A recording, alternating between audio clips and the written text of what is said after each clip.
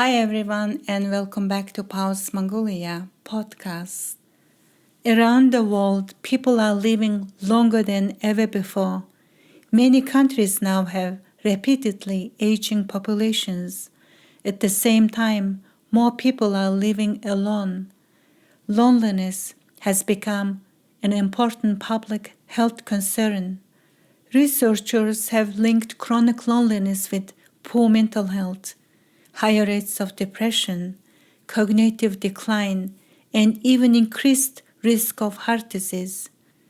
And same time, not everyone is able to own living animal. Some people live in apartments that prohibit pets, others have severe allergies. Some travel constantly for work, others simply don't have the physical strength. For these people, robot companions may offer something that has always been difficult to provide. One of the earliest and most famous examples is Sony's robotic dog Aibo. Aibo can recognize family members, respond to touch, learn routines, and gradually develop behavior patterns that make each robot appear unique. Owners often give their Aibo names. Some even describe them as members of the family. Perhaps even more surprising is Pero. Pero is robotic baby seal used in hospitals and nursing homes around the world. Studies have found that interacting with Pero can reduce stress and anxiety for some older adults, particularly those living with dementia. Some patients become calmer, others smile more, talk more, or become more socially engaged while interacting with the robot. Notice something interesting too. The patients actually know Para isn't alive. They are not being tricked, yet many still experience comfort. That immediately raises another fascinating question. If we know something isn't alive, why do we still respond emotionally? The answer lies not only in robotics, but in the human brain itself. Our brains evolved to recognize faces, eyes, movement, and social behavior incredibly quickly. Sometimes these systems respond even when there isn't a living creature in front of us. Imagine you are sitting in a room with two dogs. One is living dog, the other one is robotic dog. With a few minutes, most people would know immediately which one is alive. But here's the surprising part. Even though we know one is a machine, many of us would still begin talking to it. We might pet it, smile at it, maybe even apologize if we accidentally bumped into it. Why? Because our brains are incredibly social. Humans are wired to detect faces, eye contact, movement, and intention. These abilities helped our ancestors survive. If something looked at us, followed us, or reacted to our actions, our brains assumed it was another living being. Psychologists call this anthropomorphism. It's our tendency to give human thoughts, emotions, or personalities to non-human things. We do it all the time. People name their cars. They yell at the computers. Some even thank virtual assistants after asking a question. We know these objects aren't alive, yet emotionally our brains sometimes respond as if they are. Robot pets take this tendency much further. Unlike stuffed animal or robot movies, it responds. It appears to remember.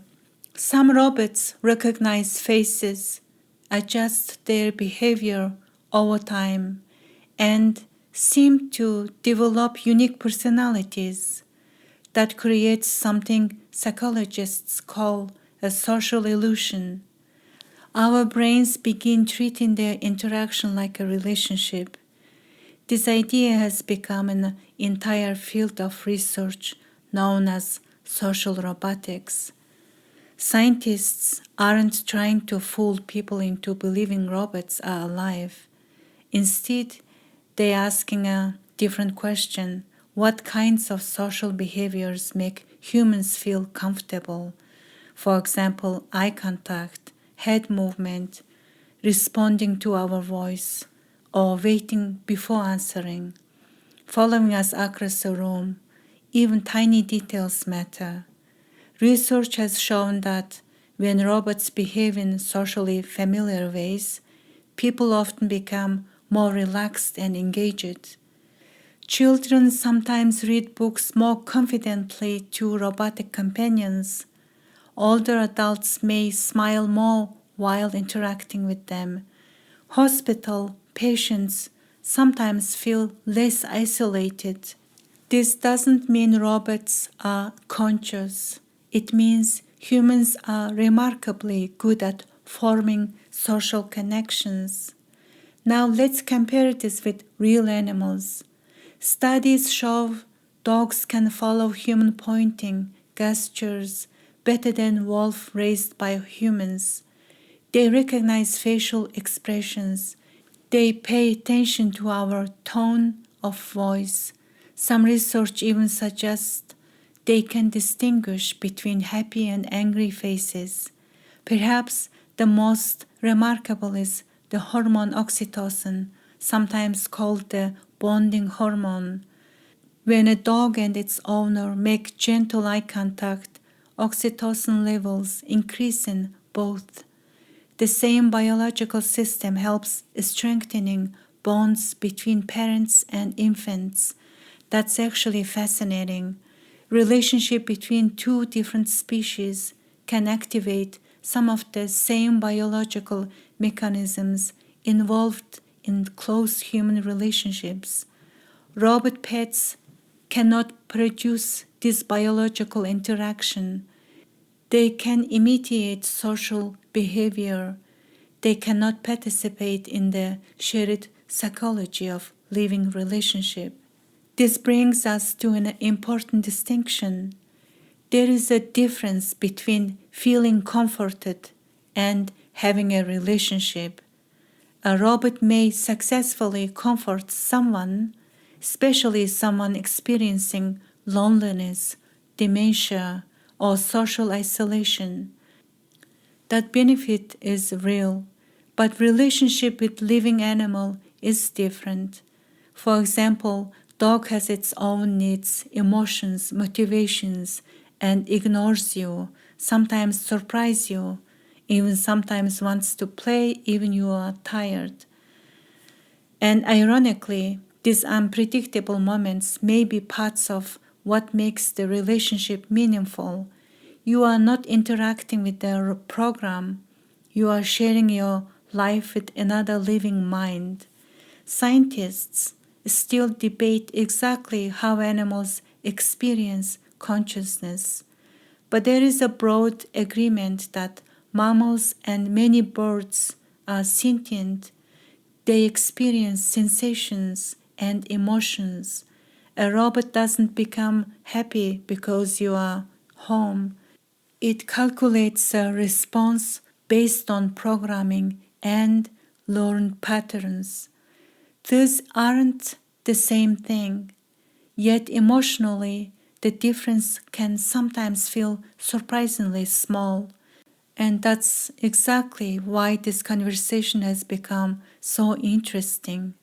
As artificial intelligence becomes more sophisticated, distinguishing between simulated companionship and genuine companionship may become increasingly difficult, not because the machines are becoming alive, but because they are becoming better at interacting with us in way our brains naturally respond to. So perhaps the question isn't simply whether robots will become more intelligent. Perhaps the more interesting question is whether humans will become increasingly attached to them. Now let's ask the biggest question of all. Could robot pets actually replace real dogs and cats? The answer depends on what we mean by the word replace. If we are talking about providing companionship for someone who cannot own a living animal, the answer may be yes, at least in some situations. A robot doesn't need food. It never gets sick. It doesn't require veterinary care. It won't develop arthritis as it grows older. It won't wake you up at the 3 times in the morning. And perhaps most importantly, it won't die. For many people, especially older adults living alone, there is a significant advantages. But if we are asking whether a robot can replace everything that a real animal brings into our lives, the answer becomes much less clear. One of the most remarkable qualities of living animals is that they are independent beings. Your dog doesn't love exactly what you love. Your cat doesn't always behave the way you expect. Sometimes they surprise you, they frustrate you, sometimes they ignore you completely. Oddly enough, these unpredictable moments are parts of what makes the relationship authentic. A relationship isn't valuable because we control it. It's valuable because another living being is choosing to share part of its life with us. A robot cannot truly make choices in the same biological sense. It follows algorithms. It learns patterns. Modern artificial intelligence can adapt its behavior and appear increasingly natural. But today's AI does not possess consciousness or subjective experiences. It does not feel joy when you come home or sadness when you leave. It simulates these responses based on its programming. That distinction may seem philosophical, but it has practical implications. This leads to another interesting question. Could robot pets actually help real animals? At the first, that sounds unlikely, yet some researchers have suggested they might. Every year, many people buy puppies or kittens without fully understanding the responsibility involved. Some later surrender these animals to shelters when they realize how much money and time and commitment are required.